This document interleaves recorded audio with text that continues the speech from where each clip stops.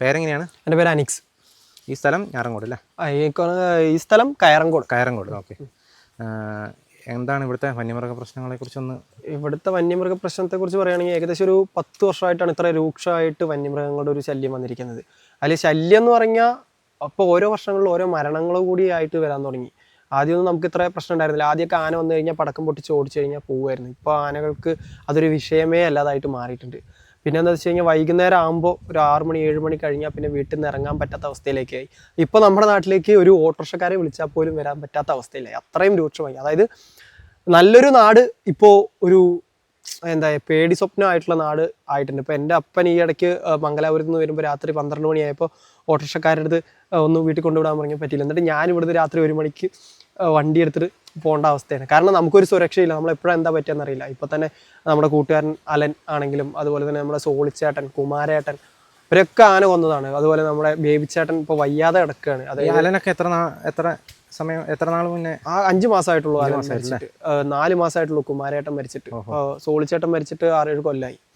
അപ്പോൾ അതിന്റെ ഇടയിൽ ഈ 2 മാസത്തിനിടയ്ക്ക് 2 മരണങ്ങൾ നടന്നു. 2 മരണങ്ങൾ നടന്നു. അത് ഭയങ്കരമായിട്ടുള്ള അത് ഒരേ ആന തന്നെയാണ് ആക്രമിച്ചത്. ആ ആന തന്നെയാണ് ഇപ്പൊ ഇവിടെ വിലസിക്കൊണ്ട് നടക്കുന്നത്. ഇല്ല, അതൊരു കുള്ളനാനയാണ്. അങ്ങനെ പ്രത്യേകിച്ചില്ല, കുള്ളനാന എന്നാണ് എല്ലാവരും പറയുന്നത്.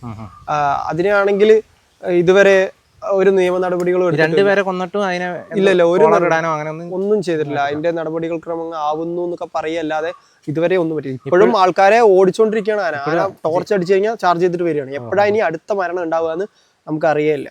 ആ ഒരു അവസ്ഥയിലേക്ക് ആയിട്ടുണ്ട്. ഇപ്പൊ മിനിങ്ങാന്നും ഇന്നലെയും എല്ലാം ദിവസം വൈകുന്നേരം ആകുമ്പോൾ നമുക്ക് കിട്ടുന്ന മെസ്സേജ് എന്ന് പറയുന്നത് വാട്സപ്പിൽ ഇന്ന ഭാഗത്ത് കാട്ടാനെ ഇറങ്ങിയിട്ടുണ്ട്, ജനങ്ങൾ ജാഗ്രത പാലിക്കുക, ഇതാണ് മെസ്സേജ്. അപ്പോൾ എന്താണ് പറയുക, നമുക്ക് എല്ലാ ദിവസവും ആനയെ പേടിക്കേണ്ട ഒരു അവസ്ഥയിലേക്ക് മാറി. കർഷകർക്ക് കൃഷി ചെയ്യാൻ പറ്റാത്ത അവസ്ഥയിലേക്കായി. പിന്നെ റബ്ബർ തോട്ടങ്ങൾ വെറുതെ കിടക്കുന്ന അവസ്ഥയിലേക്കായി. രാവിലെ പോയി വെട്ടാൻ പറ്റുന്നില്ല. അപ്പോൾ ഇതാണ് ഇവിടുത്തെ അവസ്ഥ. അപ്പോൾ ഇതിന് കൃത്യമായിട്ടുള്ള ഒരു പരിഹാരമോ കാര്യങ്ങളോ ഇതുവരെ കാണാനും പറ്റുന്നില്ല. അപ്പോൾ അങ്ങനെയാണ് ഇവിടുത്തെ ആളുകൾ ഇവിടുന്ന് ഒഴിഞ്ഞു പോയി അല്ലേ? അതെ, ഒരുപാട് ആൾക്കാർ ഇവിടുന്ന് ഒഴിഞ്ഞു പോയി. ഇപ്പോൾ അതായത് സ്വന്തം സ്ഥലമൊക്കെ വിട്ടിട്ട് വേറെ എവിടേക്ക് പോകാന്ന് പറയുമ്പോൾ ഒരിക്കലും പോസിബിൾ അല്ല. ഇപ്പോൾ ഒരുപാട് ആൾക്കാർ പറയുന്നുണ്ട് നിങ്ങൾ കാട്ടിൽ കൊണ്ടുപോയി വീട് വെച്ചിട്ടല്ലേ. പക്ഷെ അതൊരു തെറ്റായ ധാരണ. കാരണം ഒരുപാട് വർഷങ്ങളായി നമ്മളിവിടെ താമസിക്കാൻ തുടങ്ങിയിട്ട്. ഇപ്പൊ ഇവിടുന്ന് താമസം ഞങ്ങൾ മാറി വേറെ എവിടെ പോയാലും ഇവിടെ വനമായി കഴിഞ്ഞാൽ ഞങ്ങൾ താമസിക്കുന്ന എവിടെയായിരിക്കും ആ വനം. ഇപ്പൊ ഇവിടെ വനമായി കഴിഞ്ഞാൽ തൊട്ടപ്പുറത്തേക്ക് ആന വരികയല്ലേ. തൊട്ടപ്പുറത്തുള്ള ആളുകൾ. അതെ, ഈ